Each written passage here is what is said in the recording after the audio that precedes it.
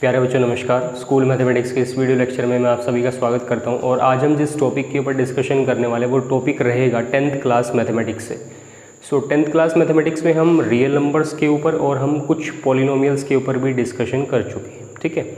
और आज हम जिस टॉपिक के ऊपर डिस्कशन करेंगे वो टॉपिक रहेगा linear equation of two variables. Linear equation of two variables हमारा थोड़ा सा लेंथी चैप्टर रहेगा, तो इस पर हमें कुछ मैक्सिमम 2-3 वीडियोस बनाने पड़ेंगे, क्योंकि 2-3 वीडियोस के अंदर ही ये पूरा चैप्टर कवर हो पाएगा। और मुझे लगता है कि ये जो चैप्टर है linear equation of two variables के नाम से 10th क्लास मैथमेटिक्स का सबसे लेंथी चैप्टर होगा। और इस चैप्टर में से आपको काफ़ी क्वेश्चन देखने को मिलेंगे एग्ज़ाम में, जो एग्ज़ाम में क्वेश्चन आपके मैक्सिमम 5 to 6 मार्क्स के हो सकते हैं, या फिर कुछ MCQ क्वेश्चन भी आपको यहाँ से देखने को मिल सकते हैं, ठीक है। यहाँ पे अगर मैं लीनियर इक्वेशन की बात करूँ, linear equation of two variables हम यहाँ पे पढ़ेंगे। और linear equation of one variable जो होता है वो आप अपनी पुरानी क्लासेस या 8th वगैरह क्लासेस में आप उसको पढ़ चुके हो, उसको कंप्लीट कर चुके हो। और 8th क्लासेस में आप linear equation of two variables के क्वेश्चन भी डिस्कस कर चुके हो। यहाँ पे जो हमने चैप्टर पढ़ना है 10th क्लास के अंदर वो linear equation of two variables के नाम से होगा। लेकिन फिर भी मैं आपको थोड़ा सा रिकैप करवाऊंगा लीनियर इक्वेशंस के बारे में, या लीनियर इक्वेशन वन वेरिएबल में कैसी होती है और सेकंड वेरिएबल में या टू वेरिएबल में कैसी होगी, वो तो हम पढ़ेंगे ही पढ़ेंगे, ठीक है। यहाँ पे लीनियर का मतलब क्या होता है? लीनियर का मतलब होता है पावर का 1 होना। इक्वेशन जो हमारे पास हो अगर मैं लीनियर इक्वेशन के कुछ एग्जाम्पल लेने की कोशिश करूँ जो आप 8th वगैरह में आप जो पढ़ चुके हो, मान लीजिए मेरे पास कुछ एग्जाम्पल ये हो सकते हैं। लीनियर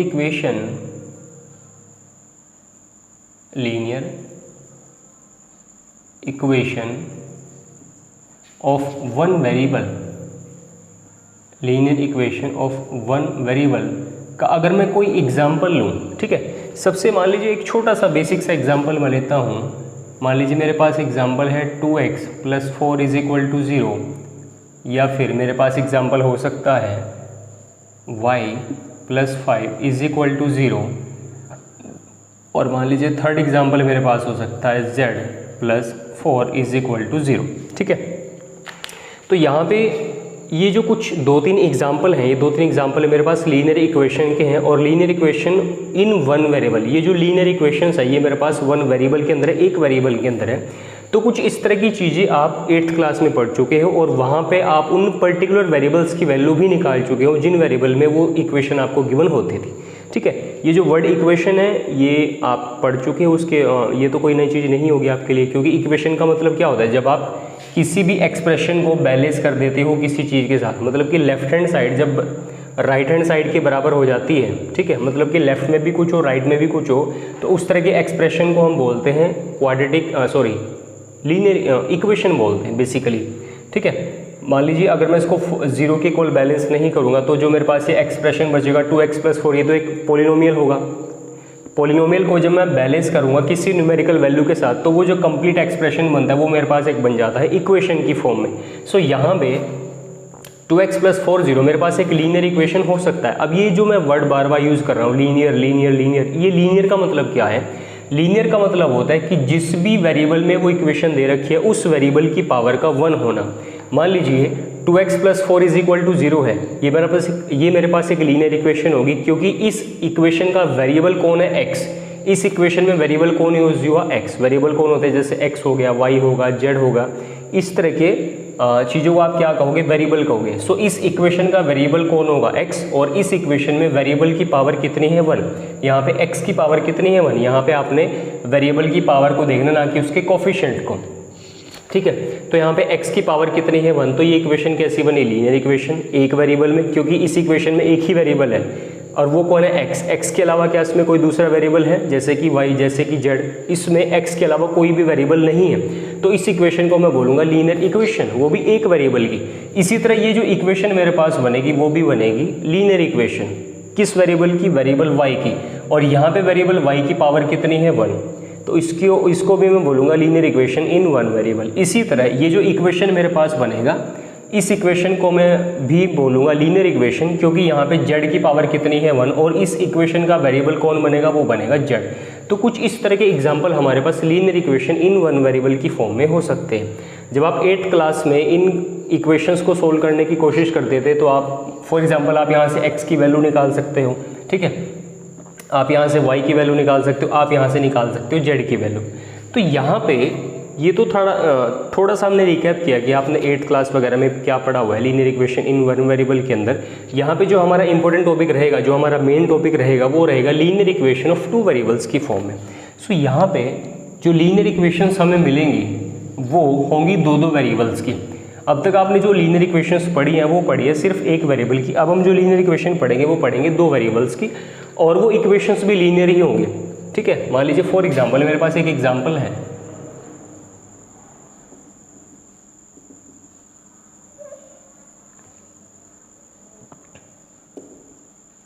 फॉर एग्जाम्पल मैंने यहाँ पे लिखा 2x plus Y is equal to 0। ठीक है, और एक एग्जाम्पल मैंने यहाँ पे लिखा x plus Y is equal to 4, और एक एग्जाम्पल मान लीजिए मैंने लिखा y plus 2z is equal to 5। तो यहाँ पे मेरे पास कुछ 3 एग्जाम्पल है। अब आप इस इक्वेशन को ध्यान से देखो, इस इक्वेशन को भी और इस इक्वेशन को भी। इस इक्वेशन में कितने वेरिएबल्स यूज हुए? इस इक्वेशन में 2 वेरिएबल यूज हुए। कौन कौन से वेरिएबल? एक वेरिएबल यूज हुआ x और एक वेरिएबल यूज हुआ y। और इस इक्वेशन में जो 2 वेरिएबल यूज हुए x और y, उन दोनों की पावर कितनी है? 1। इस इक्वेशन में x की पावर कितनी है? 1, और y की पावर भी कितनी है? 1। इसका मतलब ये इक्वेशन कैसी इक्वेशन बनेगी? ये इक्वेशन बनेगी लीनियर इक्वेशन। लेकिन ये जो लीनियर इक्वेशन है ये कितने वेरिएबल्स में है?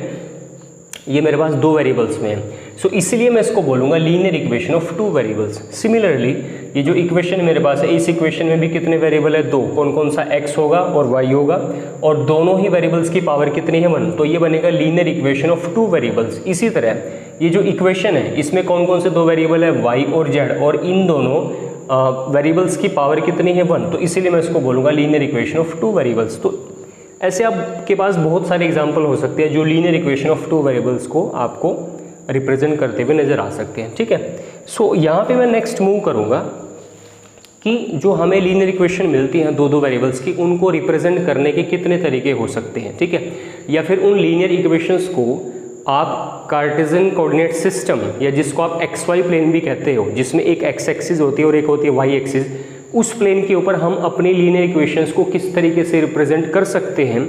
बेसिकली यही हमने आज की वीडियो में सीखना है। ठीक है, क्योंकि आपको जो 10th क्लास के एग्जाम में क्वेश्चन मिलेंगे, आपको वहाँ पे क्या मिलेगा? आपको वहाँ पे मल्टीपल इक्वेशंस मिलेगी। मतलब वहाँ पे आपको कोई एक लीनियर इक्वेशन नहीं मिलेगी 2 वेरिएबल की, आपको वहाँ पे इकट्ठी 2 इक्वेशंस मिलेगी जो लीनियर होंगी और जो 2 वेरिएबल्स में होंगी। सो उन इक्वेशंस को आपको क्या करना है? XY प्लेन के ऊपर रिप्रेजेंट करके दिखाना है उसको। XY प्लेन के ऊपर मतलब कि उसको कार्टेशियन कोऑर्डिनेट सिस्टम के ऊपर रिप्रेजेंट करना है दोनों ही लीनियर इक्वेशंस को। मतलब कि एक ही प्लेन के ऊपर दोनों ही लाइनों को, दोनों ही रेखाओं को मुझे रिप्रेजेंट करके दिखाना है।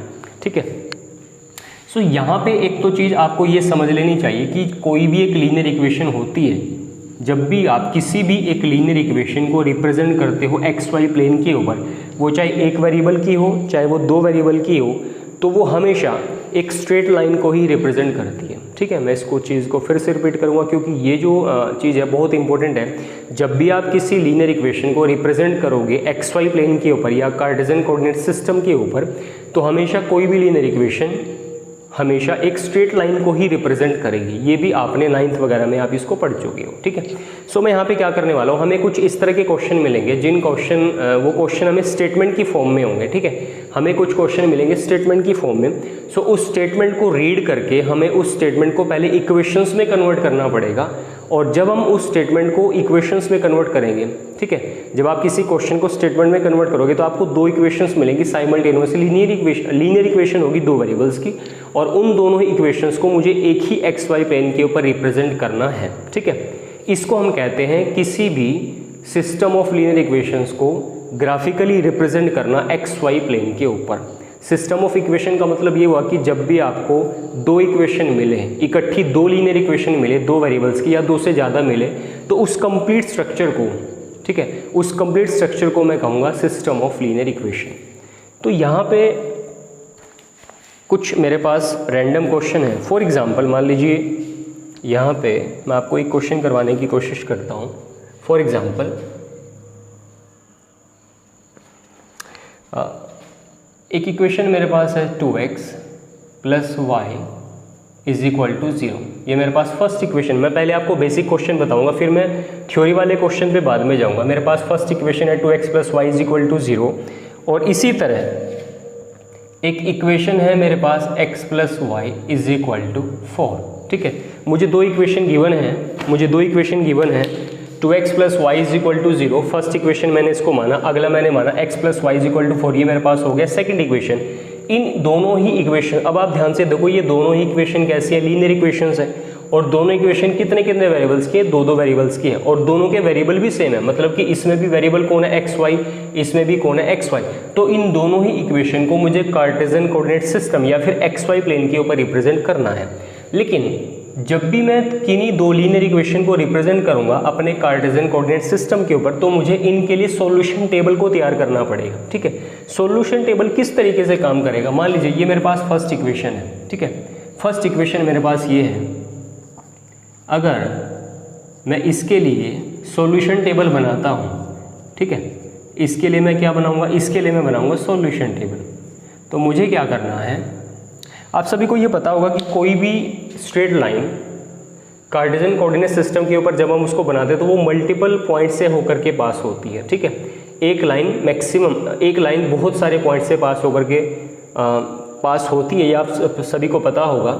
यहाँ पे जब मैं इस इक्वेशन से सॉल्यूशन टेबल बनाऊंगा, फॉर एग्जांपल मान लीजिए मैंने यहाँ पे x को डाला 1, फॉर एग्जांपल इस इक्वेशन में मान लीजिए मैं x को 1 पुट करूँगा, तो मैं x की जगह 1 पुट किया तो 2 इंटू 1 कितना बनेगा 2, और यहाँ से y की वैल्यू कितनी निकलेगी, यहाँ से y की वैल्यू निकलेगी -2।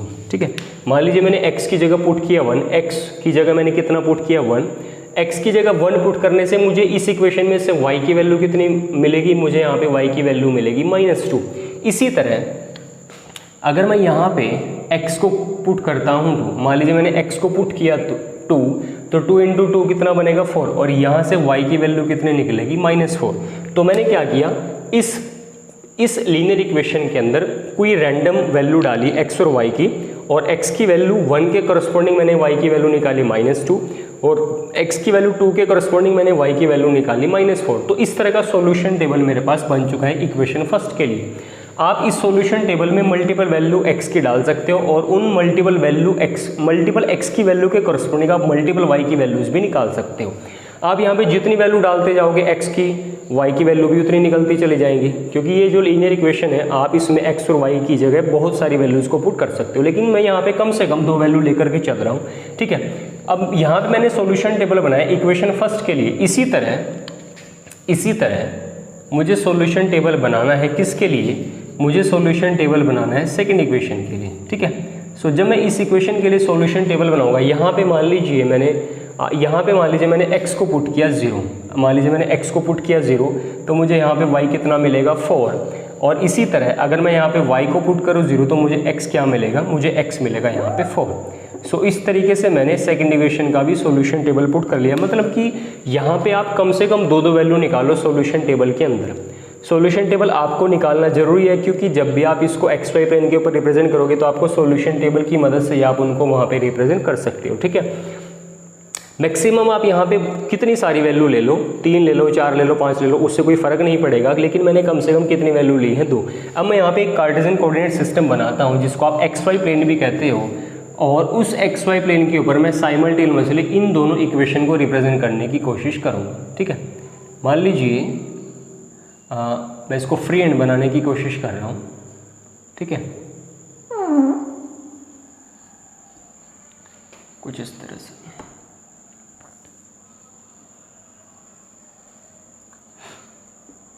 ये मेरे पास हो गया x एक्सिस और ये मेरे पास हो गया y एक्सिस।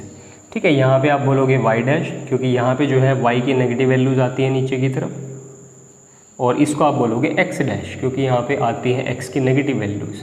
ठीक है, तो यहाँ पे मेरे पास होता है 0, और मैंने यहाँ पे लिया 1, मैंने यहाँ पे लिया 2, फिर मैंने यहाँ पे लिया 3, यहाँ पे मैंने लिया 4, और इसी तरह यहाँ पे मेरे पास रहेगा -1, फिर मेरे पास रहेगा -2, और यहाँ पे मैंने लिया -3, और इसी तरह मुझे y एक्सिस पे भी कुछ लेना है। y एक्सिस पे वाई एक्सिस पे मुझे मैक्सिमम चाहिए 4 तक, तो मैंने वाई एक्सिस पे लिया 1 2 और यहाँ पे मैंने लिया 3 और यहाँ पे मैंने लिया 4 और वाई एक्सिस पे नेगेटिव में मुझे चाहिए -1 और फिर मुझे चाहिए -2 और फिर मैंने यहाँ पे लिखा -3। तो यहाँ पे अगर आप इस ग्राफ को ध्यान से देखो, मैंने यहाँ पे क्या किया, एक्स एक्सिस पे मैंने कुछ वैल्यू ले रखी है पॉजिटिव डायरेक्शन की तरफ, नेगेटिव डायरेक्शन की तरफ भी मैंने कुछ वैल्यूज ले रखी हैं, वाई एक्सिस पे भी मैंने कुछ रैंडम वैल्यू नोट करी है। ठीक है, मैक्सिमम अपने एक्स वाई प्लेन के ऊपर आपने वैल्यू कहाँ तक लिख ली है, ठीक है, वो तो आपको सॉल्यूशन टेबल को देख के अंदाजा हो जाएगा। मान लीजिए एक्स एक्सिस एक्स के लिए मुझे सबसे बड़ी वैल्यू चाहिए 4, तो मैंने एक्स को सिर्फ 4 तक लिखा, उसके आगे तक नहीं। ठीक है, और वाई पे एक्स पे आपको नेगेटिव कितना चाहिए, एक्स पे आपको नेगेटिव तो नहीं चाहिए, फिर भी मैंने लिख लिया कुछ -1 -2 -3 और वाई पे मुझे चाहिए मैक्सिमम 4, तो मैंने इसको लिखा 4 तक ऊपर और मुझे माइनस में चाहिए मैक्सिमम -2, तो मैंने यहाँ पे -3 तक इसको लिख दिया। ठीक है, जो पहला पॉइंट मेरे पास होगा, पहला पॉइंट मेरे पास बनेगा 1, -2, क्योंकि फर्स्ट इक्वेशन में जैसे मैंने x को 1 पुट किया तो मुझे y कितना मिला -2। तो जो मेरा पहला पॉइंट निकल के आएगा जिसका कोऑर्डिनेट बनेगा 1, -2, तो वो मेरे पास होगा x की वैल्यू होनी चाहिए 1 और y की वैल्यू होनी चाहिए -2। x की वैल्यू कितनी होनी चाहिए 1 और y की वैल्यू कितनी होनी चाहिए -2। तो जो मेरा पॉइंट बनेगा वो मेरे पास बनेगा कुछ इस तरह से, क्योंकि देखो x की जो वैल्यू 1 होगी वो मेरे पास यहाँ पे दे रखी है और y की वैल्यू -2 कहाँ पे है, नीचे, तो इनको मुझे थोड़ा सा यहाँ पे साइड में लिखना पड़ेगा, -1 और -2 और यहाँ पे मेरे पास हो गया -3। तो x की वैल्यू 1, y की वैल्यू -2 कुछ इस तरीके से यहाँ पे मुझे मिलेगी। ठीक है, x की वैल्यू 1 और y की वैल्यू कितनी -2, तो वो पॉइंट मुझे मिलेगा यहाँ पे। और इस सॉल्यूशन टेबल में जो सेकंड पॉइंट होगा, x की वैल्यू 2 और y की वैल्यू -4, y की वैल्यू -4, तो y की वैल्यू -4 मुझे मिलेगी यहाँ। तो ये जो पॉइंट मेरा बनेगा x की वैल्यू 2, y की वैल्यू -4, ये पॉइंट मुझे मिलेगा कुछ यहाँ पे। ठीक है, x की वैल्यू 2 और y की वैल्यू -4 मुझे यहाँ पे कुछ मिलेगा इस तरह से, यहाँ पे वो पॉइंट होगा। तो मैंने क्या किया, फर्स्ट सॉल्यूशन टेबल में मुझे कितने पॉइंट मिले थे, 2, मतलब कि 2 पॉइंट के कोऑर्डिनेट थे। पहले वाले पॉइंट के कोऑर्डिनेट कितने थे 1, -2, अगले वाले पॉइंट के कोऑर्डिनेट कितने थे, वो थे 2, -4। तो मैंने यहाँ पे दोनों को रिप्रेजेंट करने की कोशिश की है। ठीक है, अब मैं इस लाइन को ड्रॉ कर सकता हूँ, मतलब कि ये जो एक लीनियर इक्वेशन है, ये एक स्ट्रेट लाइन को रिप्रेजेंट करेगी, जो स्ट्रेट लाइन इन 2 पॉइंट से पास होकर के निकलेगी। ठीक है, सो मैं इसको ड्रॉ करने की कोशिश करूँगा लाइन को।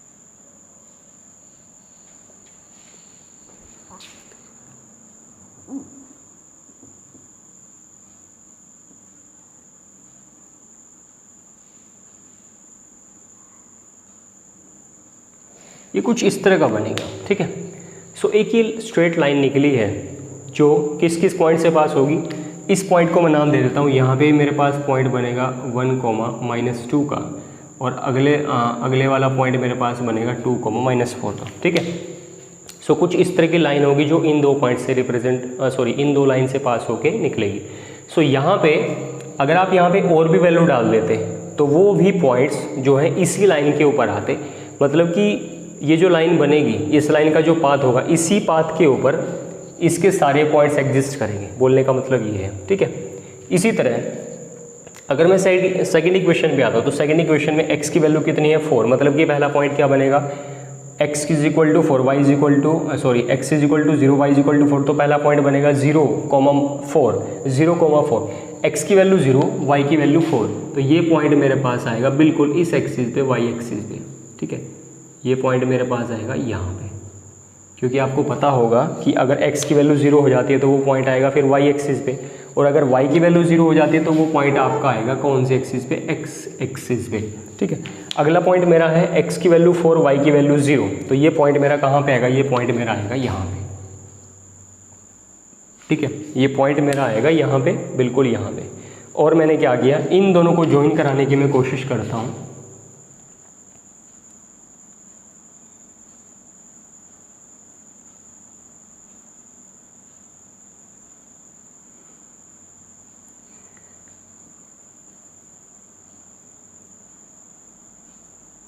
और जब मैंने इन दोनों को ज्वाइन किया तो इन दो पॉइंट से होकर के जो लाइन गुजरेगी वो लाइन बिल्कुल होगी स्ट्रेट लाइन।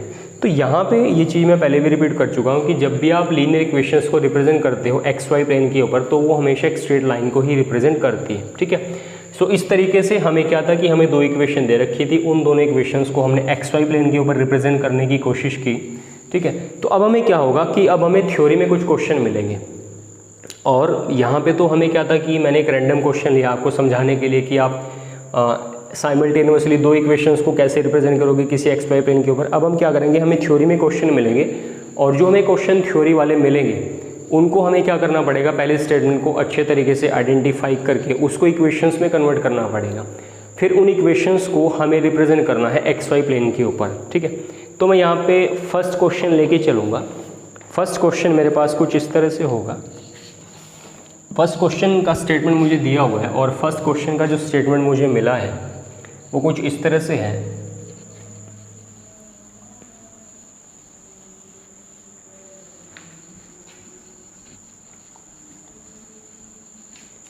फर्स्ट क्वेश्चन को मैं आपको रीड करके बताता हूँ, ठीक है।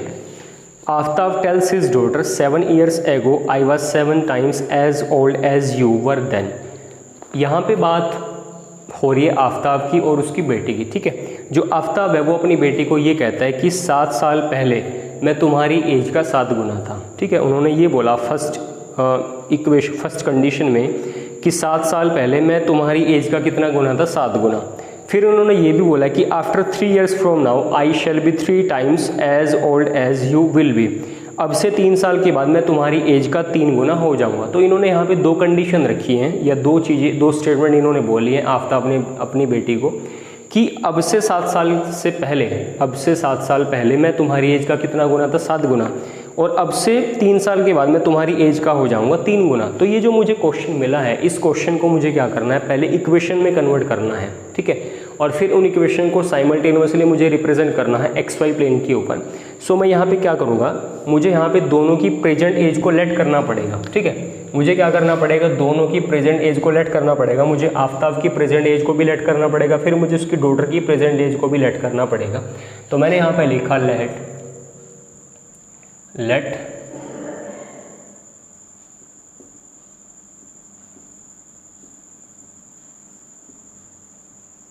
मुझे यहाँ पे दोनों की प्रेजेंट एज को लेट करना पड़ेगा। तो यहाँ पे मैंने क्या किया, let present age of Aftab is equal to x years, ठीक है। मैंने क्या किया, यहाँ पे प्रेजेंट एज को लेट कर लिया एक्स ईयर्स। किसकी प्रेजेंट एज को, मैंने आफ्ताब की प्रेजेंट एज को लेट कर लिया एक्स ईयर्स। और इसी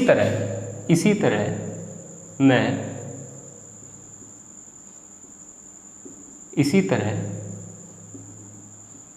मैं उसकी डॉटर की प्रेजेंट एज को भी लेट कर सकता हूं।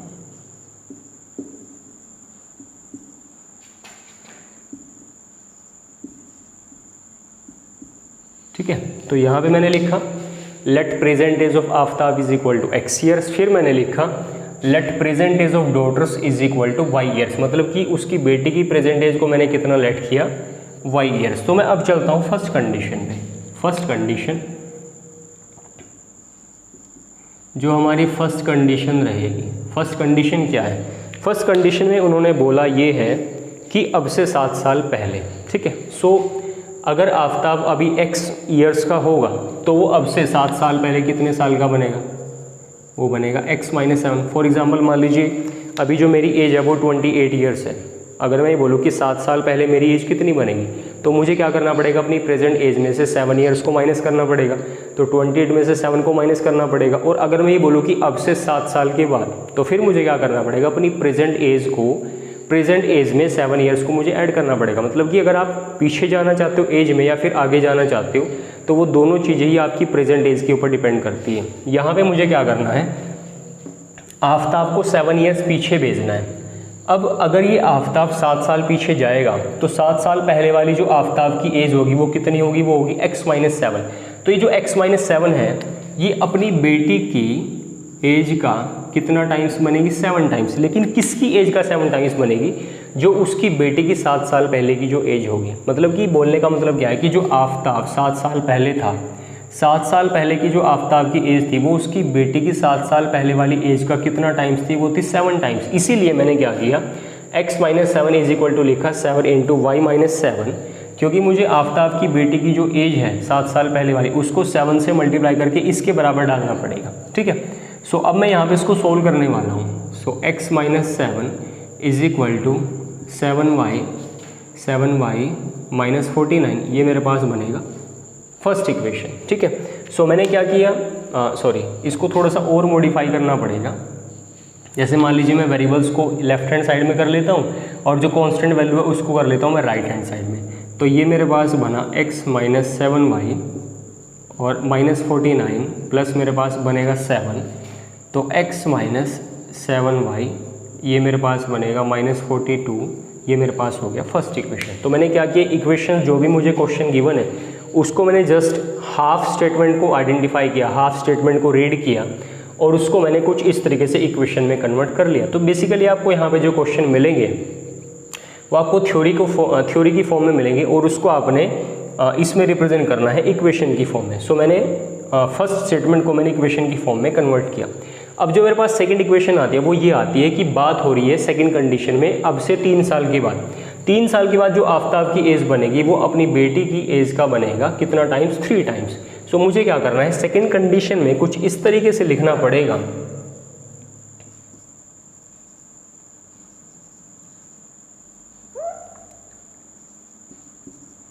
सेकंड कंडीशन में क्या होगा, सेकंड कंडीशन में जो आफ्ताब है वो कितने साल का बनेगा, वो बनेगा x प्लस 3, क्योंकि अब मुझे क्या करना पड़ेगा, 3 साल के बाद उसकी एज कितनी निकलेगी, वो निकलेगी x प्लस 3।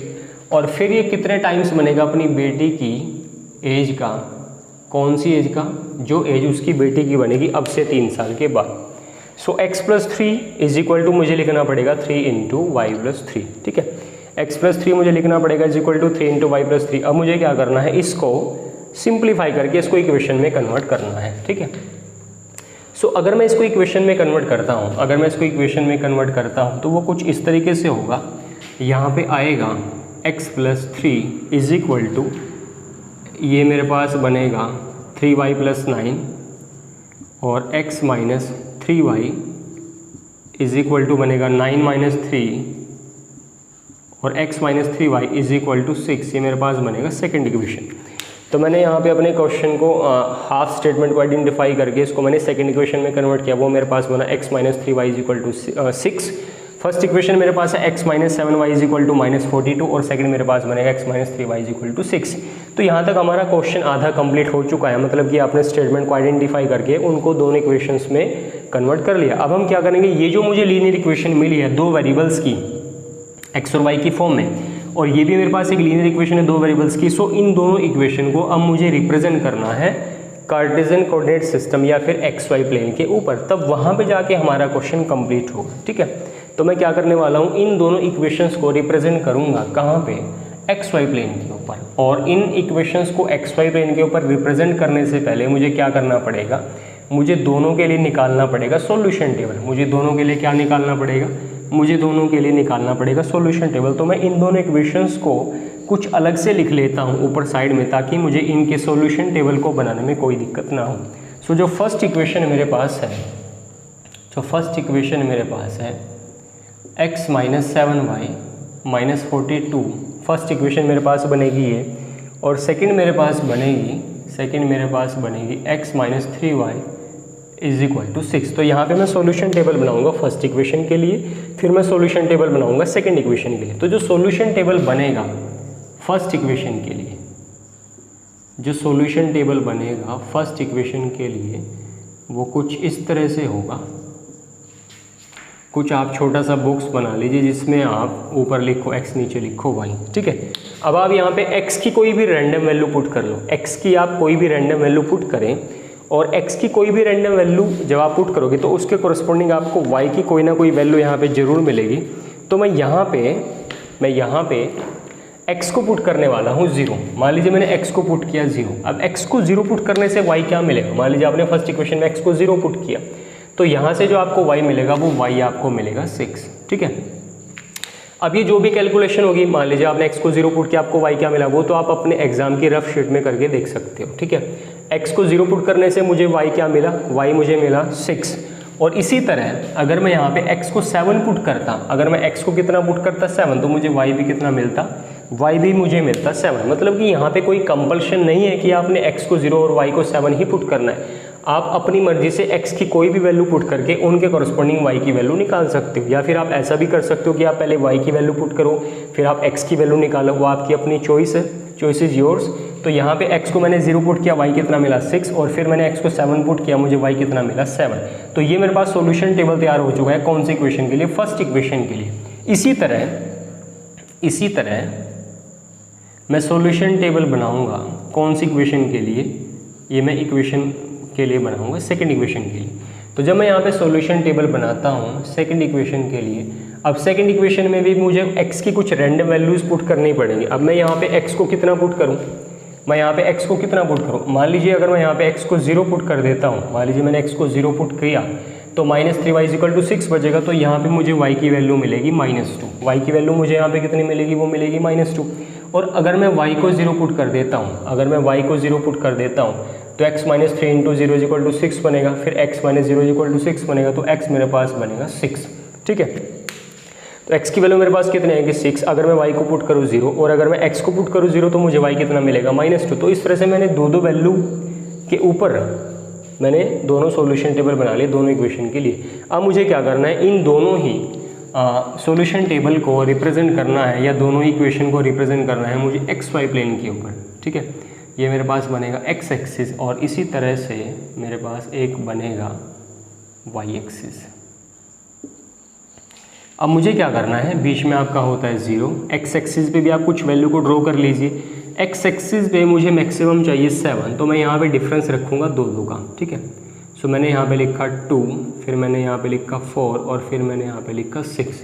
इसी तरह मैं यहाँ पे लिखूँगा -2, फिर मैंने यहाँ पे लिखा -4 और फिर मैंने यहाँ पे लिखा -6 और y एक्सिस के ऊपर भी 2, 4, 6 और इसी तरह -2 फिर -4 और -6।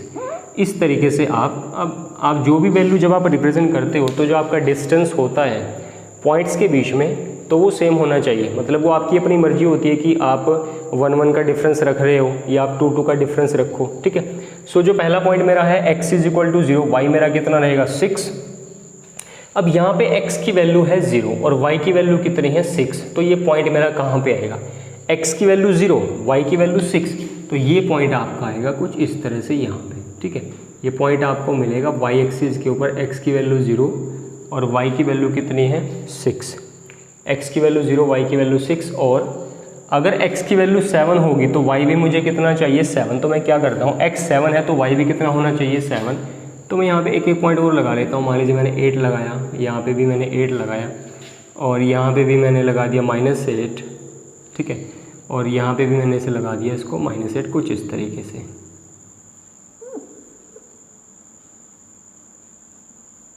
तो मुझे क्या चाहिए, मुझे चाहिए x 7 और y भी मुझे कितना चाहिए, y भी मुझे चाहिए 7। तो यहाँ पे 7 कहाँ पे आएगा, 7 आएगा 6 और 8 के बीच में। तो मान लीजिए फॉर एग्जांपल यहाँ पे मेरे पास 7 आ जाता है यहाँ पे। ठीक है, और यहाँ पे भी मेरे पास आके आ जाता है 7। ठीक है, मान लीजिए यहाँ पे मुझे 7 मिलेगा x एक्सिस के ऊपर 6 और 8 के बीच में, और इसी तरह मुझे 7 मिलेगा y एक्सिस के ऊपर 6 और 8 के बीच में। तो मुझे 7,7 को रिप्रेजेंट करना है। तो जो 7,7 जो मेरा पॉइंट बनेगा वो पॉइंट मेरा बनेगा कुछ इस तरह से यहाँ पे। ठीक है, वो पॉइंट मेरा बनेगा यहाँ पे। तो ये मेरे पास पॉइंट हो गया 7,7 और ये मेरे पास पॉइंट हो गया 0,6, कुछ इस तरह से। ठीक है, ये पॉइंट हो गया मेरे पास 0,6, ये मेरे पास पॉइंट हो गया 7,7।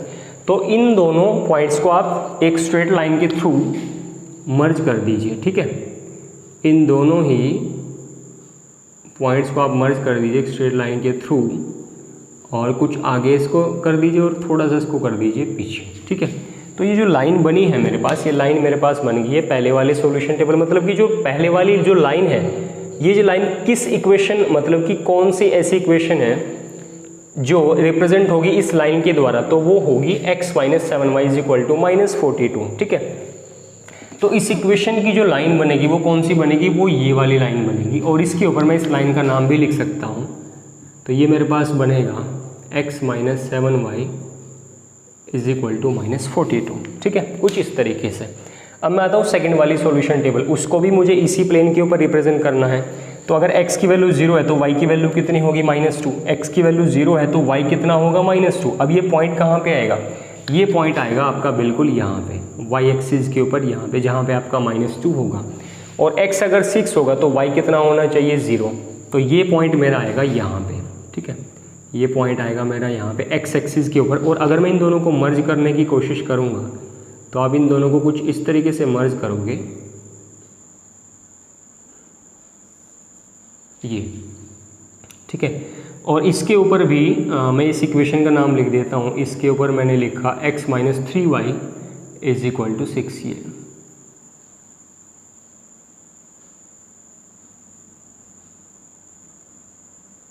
ये हो गया मेरे पास, ठीक है।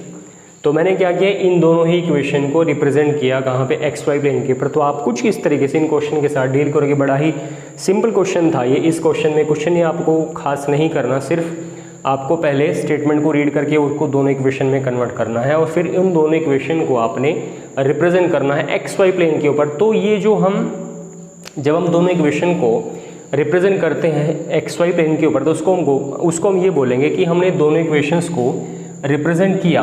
तो ये एक तरह का उसका ग्राफिकल रिप्रेजेंटेशन हो गया, क्योंकि हम इन दोनों, हमें जो इक्वेशन मिली थी उसको हम ग्राफ के थ्रू रिप्रेजेंट करवाने की कोशिश कर रहे हैं, हम इसको ग्राफ के थ्रू समझाने की कोशिश कर रहे हैं। तो इसलिए इस रिप्रेजेंटेशन को हम कहते हैं ग्राफिकल रिप्रेजेंटेशन। और ये किसका ग्राफिकल रिप्रेजेंटेशन होगा, ये ग्राफिकल रिप्रेजेंटेशन होगा किसका, इन दोनों इक्वेशन के लिए काम करेगा ग्राफिकल रिप्रेजेंटेशन का, ठीक है। अब मैं इसी तरह नेक्स्ट क्वेश्चन के ऊपर मूव करूंगा और नेक्स्ट क्वेश्चन बिल्कुल मेरे पास सेम रहेगा।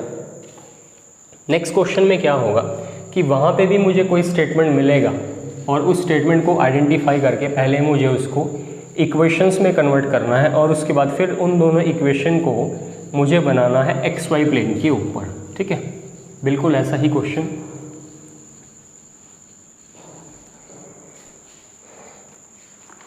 सो यहाँ पे क्वेश्चन को मैं रीड करके आपको बताता हूँ उसकी स्टेटमेंट क्या है। Coach of a cricket team buys 3 bats and 6 balls for 3900 rupees. मतलब कि क्रिकेट टीम के कोच हैं, उन्होंने 3 बैट्स को ख़रीदा और 6 बॉल्स को ख़रीदा। तो जो 3 बैट और 6 बॉल का जो टोटल अमाउंट उनको पे करना पड़ा वो था 3900 रुपये। ये मेरी पहली कंडीशन है। और दूसरी कंडीशन मेरी ये है कि अगर वो दोबारा फिर 1 बैट खरीदे और 3 बॉल खरीदें तो फिर उनको उसी टोटल जो अमाउंट पे करना पड़ेगा वो उनको पे करना पड़ेगा 1300 रुपये, ठीक है। तो ये मुझे पे करना पड़ेगा 1300 रुपये। तो यहाँ पे भी मुझे इस सिचुएशन को एल्जेब्रिकली और ग्राफिकली रिप्रेजेंट करना है। तो बेसिकली यहाँ पे बैट की कीमत और बॉल की कीमत की बात हो रही है। फर्स्ट कंडीशन में वो कुछ बैट और कुछ बॉल खरीदेगा तो उसको कुछ पेमेंट देना पड़ेगा। अगली कंडीशन में वो फिर कुछ बैट और कुछ बॉल खरीदेगा, फिर उसको दोबारा फिर पेमेंट करना पड़ेगा। सो ये जो टोटल इक्वेशंस मेरे पास बनेगी 2, ठीक है।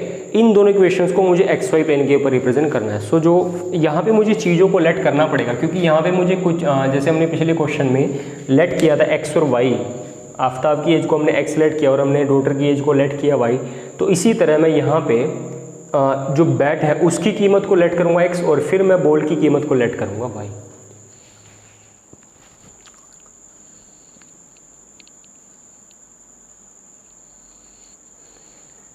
सो यहाँ पे मेरे पास बनेगा लेट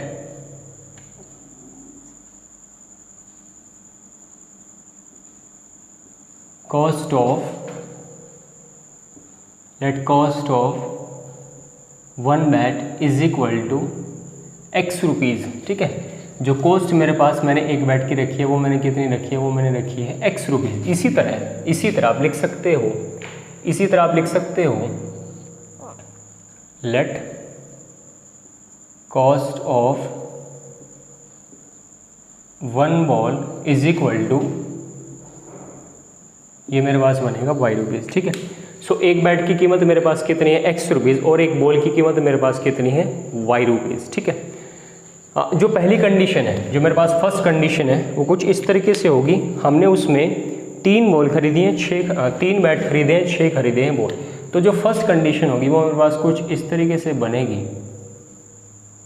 3 बैट, अगर 1 बैट की कीमत है एक्स रुपीज़ तो 3 बैट की कीमत बनेगी 3x और अगर एक बॉल की कीमत है वाई रुपीज़ तो 6 बॉल की कीमत है 6 वाई, और इसको पेमेंट कितना हो गया 3900 के बराबर। तो पहली कंडीशन मेरे पास बनेगी 3x + 6y = कितना हो गया 3900, 3900। और इसी तरह जो सेकंड कंडीशन मेरे पास बनेगी वो बनेगी, उसमें मैंने एक बैट ख़रीदा है और बॉल कितने ख़रीदे हैं, मैंने बॉल इसमें ख़रीदे हैं 2, तो 2 बॉल की कीमत मेरे पास बनेगी 2y। और यहाँ पे जो मैंने पेमेंट किया वो मैंने पेमेंट किया 1300 रुपये, ठीक है। तो मैंने देखो इन दोनों स्टेटमेंट को मैंने इक्वेशन में कन्वर्ट कर लिया, और यहाँ पे कोई बड़ी खास कैलकुलेशन है भी नहीं, आपने सीधा सिर्फ क्वेश्चन को इक्वेशन में कन्वर्ट कर देना है, ठीक है। यहाँ पे आपको सिंप्लीफाई करने की जरूरत नहीं, आपको पहले से इक्वेशन सिंप्लीफाई होके मिला है। तो पहली आपके पास इक्वेशन है 3x + 6y = 3900, सेकंड आपके पास है x + 2y = 1300। मुझे क्या करना है, दोनों इक्वेशंस के लिए पहले सॉल्यूशन टेबल को बनाना है। तो मैं यहाँ पे सॉल्यूशन टेबल बनाऊंगा फर्स्ट इक्वेशन के लिए। तो मैं सॉल्यूशन टेबल बनाता हूँ कौन सी इक्वेशन के लिए, फर्स्ट इक्वेशन के लिए। सो जो सॉल्यूशन टेबल बनेगा फर्स्ट इक्वेशन के लिए, मान लीजिए फॉर एग्जांपल, अब आप यहाँ पे x को कितना पुट करोगे, ठीक है। आप यहाँ पे x को कुछ भी पुट कर सकते हो। मान लीजिए आपने x को पुट किया 0 पुट करने से अब कई बार क्या होता है कि आपने मान लीजिए x को कुछ पुट किया तो आपको y की फिर कंप्लीट एक राउंड फिगर वैल्यू नहीं मिलेगी। तो आप x को कुछ ऐसा पुट करें ताकि आपको जो y मिलेगा वो कितना मिलेगा, वो कंप्लीट मिलना चाहिए, ठीक है। मान लीजिए मैं x को 0 पुट करता हूँ, मान लीजिए मैंने x को कितना पुट किया 0, तो मुझे y जो मिलेगा वो मुझे मिलेगा 650, ये मुझे मिलेगा 650, ठीक है। x को 0 पुट किया तो y मुझे कितना मिला 650। और इसी तरह अगर मान लीजिए मैं y को 0 पुट कर देता हूँ, मान लीजिए मैंने y को 0 पुट किया तो मुझे जो x मिलेगा वो मुझे मिलेगा 1300, ये मुझे मिलेगा 1300 के आसपास। तो ये छोटा सा सॉल्यूशन टेबल बना जिसमें मैंने 2 वैल्यू निकाले, मतलब कि 2 पॉइंट्स निकाले, इसमें 2 पॉइंट के कोऑर्डिनेट्स यहाँ पे इन्वॉल्व होंगे। इसी तरह अगर मैं सॉल्यूशन टेबल बनाता हूँ, सेकंड इक्वेशन के लिए, अगर मैं सॉल्यूशन टेबल बनाता हूँ सेकंड इक्वेशन के लिए, तो उसके लिए जो सॉल्यूशन टेबल बनेगा उसको भी आप कुछ इसी तरीके से बना सकते हो। मान लीजिए आप यहाँ पे भी x को कुछ पुट करोगे, मान लीजिए मैं यहाँ पे x को पुट करता हूँ 0, ठीक है।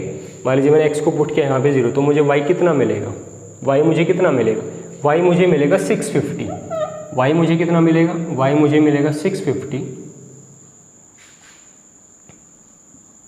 और इसी तरह अगर मैं यहाँ पे y को पुट करता हूँ 0, तो मुझे यहाँ पे x मिलेगा 1300।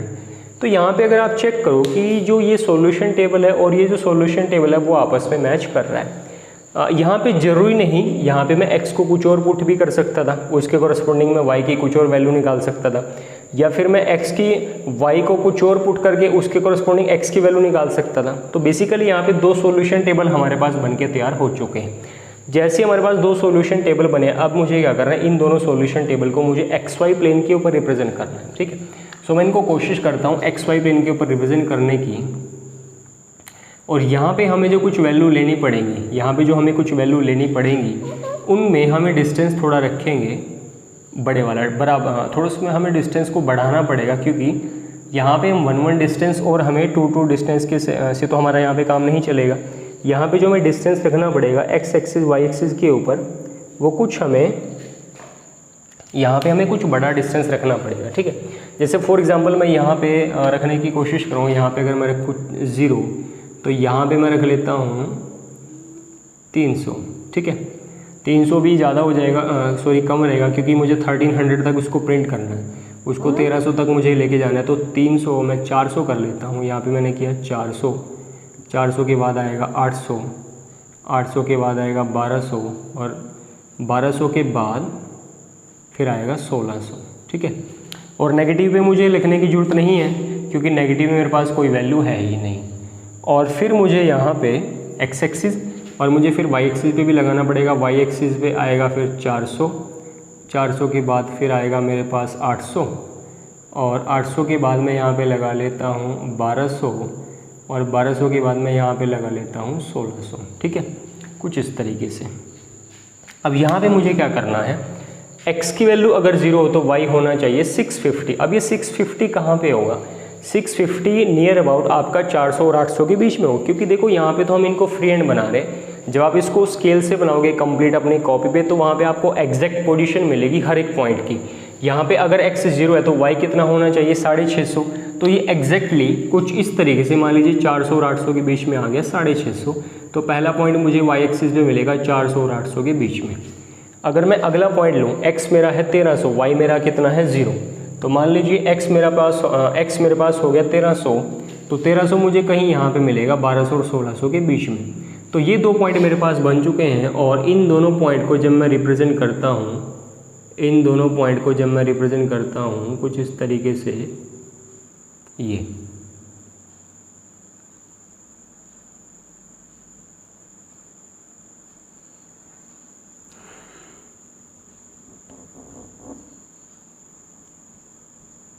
तो ये मेरे पास कुछ इस तरह का बनेगा, ठीक है।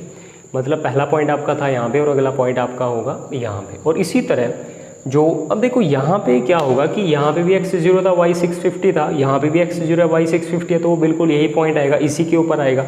अगला पॉइंट भी x यहाँ पे 1300 था, y कितना था 0, तो यहाँ पे भी x कितना होगा 1300, y कितना होगा 0। तो मतलब कि क्या होगा, जो दूसरी लाइन होगी वो इसी लाइन के ऊपर आएगी, ठीक है। इस चीज़ को ध्यान से समझो। कई बार क्या होता है कि जब आप साइमल्टेनियसली दो इक्वेशंस को रिप्रेजेंट करोगे एक्स वाई प्लेन के ऊपर, तो कई बार क्या होगा कि जो लाइनें हो सकती हैं, हो सकता है वो बिल्कुल एक दूसरे के ऊपर आ जाए, या हो सकता है एक दूसरे के पैरेलल चले, या हो सकता है कि एक दूसरे को किसी एक पॉइंट पे कट कर दें। तो ये दो तीन पॉसिबिलिटी आपके पास हो सकती है, लेकिन इसके बारे में हम आगे आने वाली वीडियोस में डिस्कस करेंगे। लेकिन फिलहाल के लिए जब भी आप ग्राफिकली रिप्रेजेंट करोगे इक्वेशंस को, तो क्या होता है कि दो इक्वेशंस कई बार एक दूसरे के ऊपर भी आ जाती है। मतलब कि सॉल्यूशन टेबल अगर मैच करें तो एक दूसरे के ऊपर भी आ सकती है। अब फॉर एग्जांपल मान लीजिए, अगर मैं एक एग्जांपल यहाँ पे आपको बताऊं कि मान लीजिए मैं यहाँ पे x को 0 ना पुट करता, ठीक है। मान लीजिए मैं यहाँ पे x को पुट कर देता कुछ और, मान लीजिए मैंने यहाँ पे x को, मान लीजिए मैं सॉल्यूशन टेबल हटा देता हूँ, ठीक है। मैं इसका कोई दूसरा सॉल्यूशन टेबल बनाता हूँ। मान लीजिए मैंने यहाँ पे x को पुट किया 500, तो यहाँ पे x को 500 पुट करने से क्या होगा, जब मैंने x को यहाँ पे 500 पुट किया तो मुझे यहाँ पे y कितना मिलेगा, यहाँ पे मुझे y मिलेगा 400, y कितना मिलेगा 400। और इसी तरह अगर मैं यहाँ पे x को पुट करता हूँ 100, x को पुट करता हूँ 100, तो मुझे y कितना मिलेगा 600। मान लीजिए आप इसको चेंज भी कर दो, अगर आप आपका इसमें कोई डाउट है।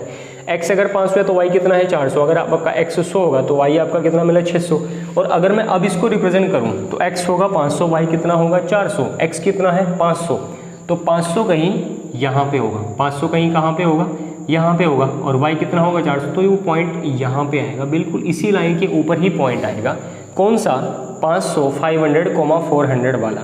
इसी तरह अगर x की वैल्यू 100 है और y की वैल्यू 600 है, x की वैल्यू 100 है और y की वैल्यू कितनी है 600, तो वो पॉइंट भी आपका बिल्कुल कहीं यहाँ पे आएगा। तो मैं सिर्फ ये बताना चाहता हूँ कि जब भी कई बार क्या होता है कि सॉल्यूशन टेबल में आप कोई भी वैल्यू पुट करो तो वो क्या होता है कि कई बार लाइनें आपकी एक दूसरे के ऊपर आ जाती है और उन लाइनों को हम कहते हैं कोइंसिडेंट लाइन। तो कई बार आपका ग्राफिकल रिप्रेजेंटेशन में दो लाइनें एक दूसरे के ऊपर भी आ सकती हैं और उन लाइंस को हम कहेंगे कोइंसिडेंट लाइंस, ठीक है। पिछले वाले क्वेश्चन में तो शायद वो इंटरसेक्टिंग थी, क्योंकि आप जब उन लाइंस को कंप्लीट बनाओगे, आगे पीछे की तरफ मूव करने की कोशिश करोगे, तो हो सकता है वो कहीं ना कहीं एक दूसरे एक पॉइंट पे वो दोनों लाइनें कट करें। यहाँ पे लाइनें हो जाएंगी कोइंसिडेंट, मतलब कि जब आप दूसरी लाइन ड्रॉ करोगे तो वो इसी के ऊपर आएगी, ठीक है, वो बिल्कुल इसी के ऊपर आएगी। तो इस तरीके से आप इन क्वेश्चन को कर सकते हो, ठीक है। यहाँ पे जब भी हम दो इक्वेशन को रिप्रेजेंट करते हैं ग्राफिकली एक्स वाई प्लेन के ऊपर, तो आपको यहाँ पे काफ़ी सारे क्वेश्चन मिलेंगे अपनी टेक्स्ट बुक में। तो उन स्टेटमेंट को आप पहले अच्छे से रीड करें, उनको आइडेंटिफाई करें और उनको फिर इक्वेशन में कन्वर्ट करें। इक्वेशन में कन्वर्ट करने के बाद फिर आप उनको रिप्रेजेंट करें कहाँ पे, ग्राफ के ऊपर। तो इस तरीके से आप इन क्वेश्चन को करने में आपको कोई दिक्कत नहीं होगी। फिर भी अगर आपका कोई डाउट रहता है तो आप हमसे कांटेक्ट करने की कोशिश ज़रूर करें, ठीक है। आप हमें कमेंट करके भी बता सकते हैं।